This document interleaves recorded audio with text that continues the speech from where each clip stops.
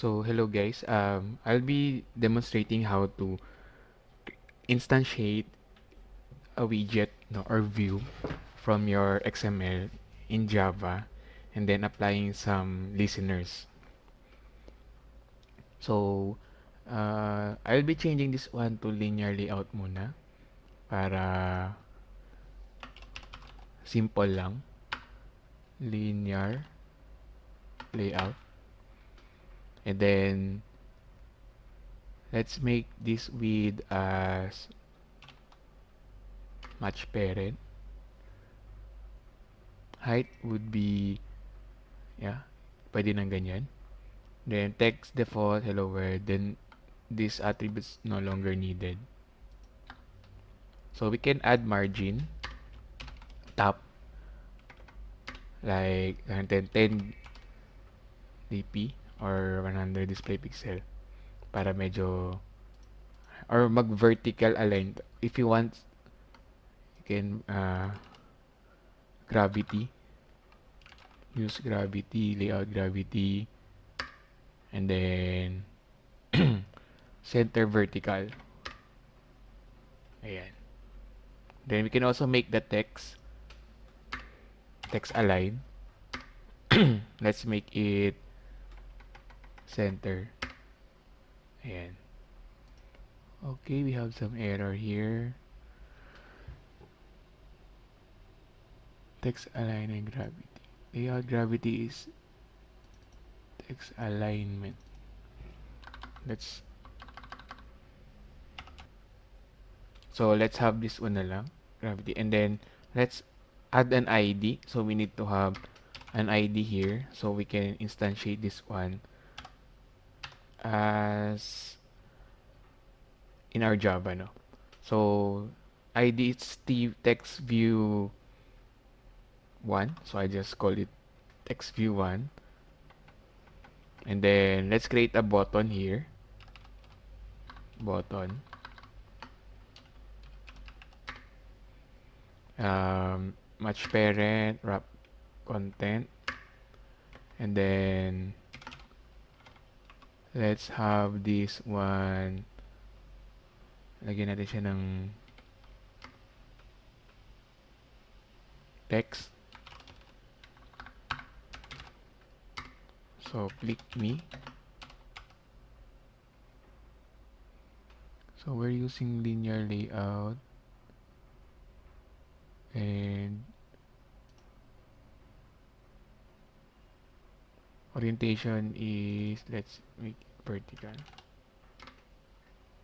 Ayan. So I think this is not applicable for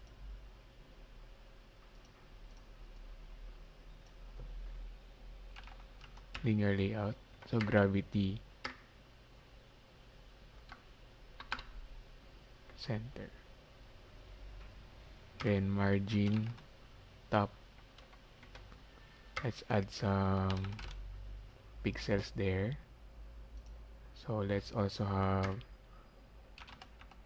margin top here. Ayan. So we can also change the font here. So font size, text font family, font weight, text size. So text size,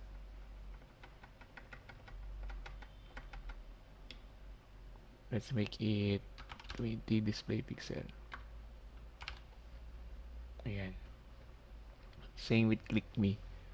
So let's make the text size 20 display pixel. Right. So we have this user interface. So we need to add ID also in our button para ma-call natin siya. So btn 1. So for now, we just call them like this. Then in our Java, under the onCreate, we need to instantiate them. So let's declare a text view. Then name for our text view.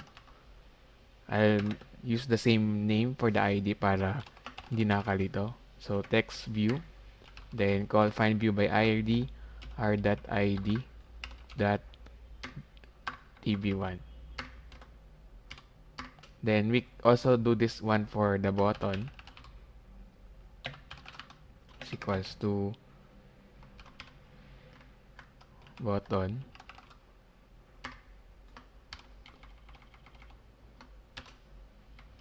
Then, find view by ID, r.id.btn1. So, you need to import the text view in the button.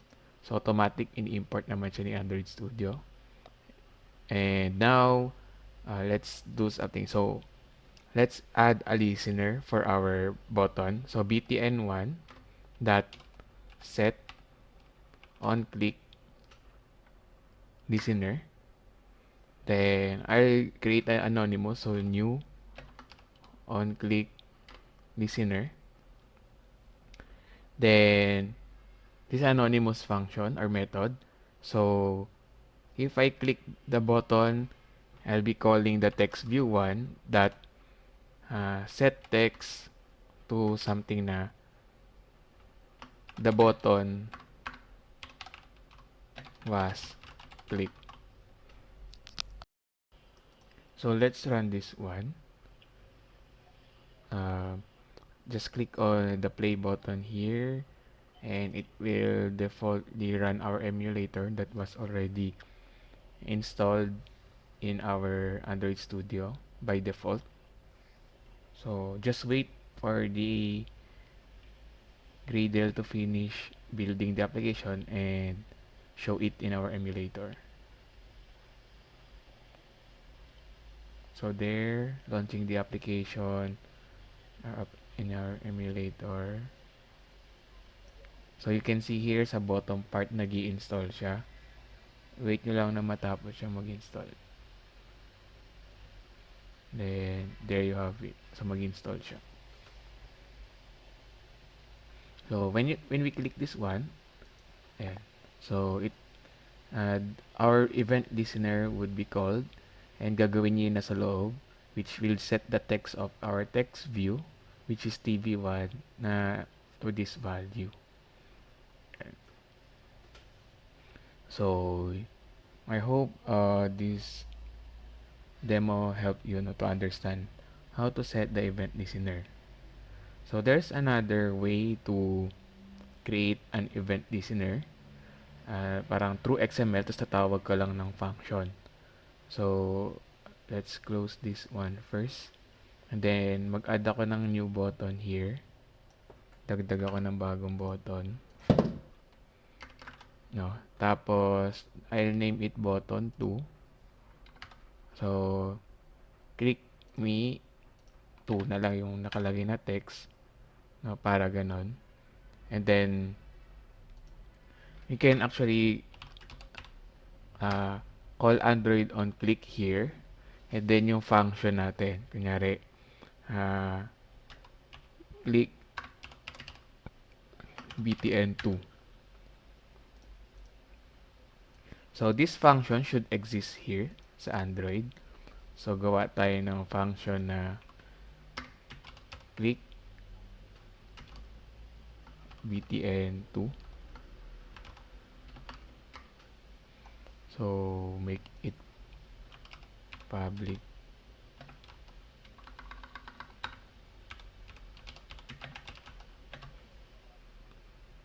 And as you can see here, may usage siya, tapos automatic malilink siya doon. So, yun yung mangyayari, no? Pag nag-click ka ng, if you implemented the OnClick attribute, and then, may function ka dito. So, change natin, same concept lang. Since si TV1, nasa loob siya nitong OnCreate natin, we cannot call TV1 here. What we can do is make this a global here outside. Tapos, instantiate niya on create para pag nandito na, we can call it since naka-global scope siya. So, set text. So, the button 2 was click, ganun lagay natin.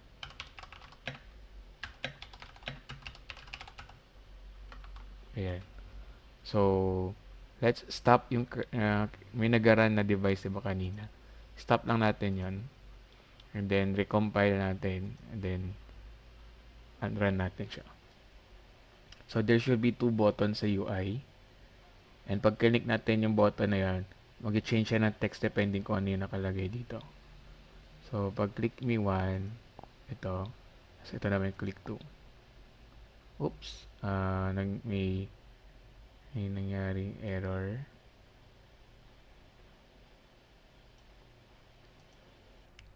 So, may nakalimutan tayo idagdag yung view na to. Ayan. So, let's run this one again. So, let's run this one again. And pag click natin yung click me, ayan. So, pag click me 2, dapat the button 2 was click. Ayan. So, mag-change siya depending on ano kiniklik nyo. So, that's it for this video. Thank you. And, yeah.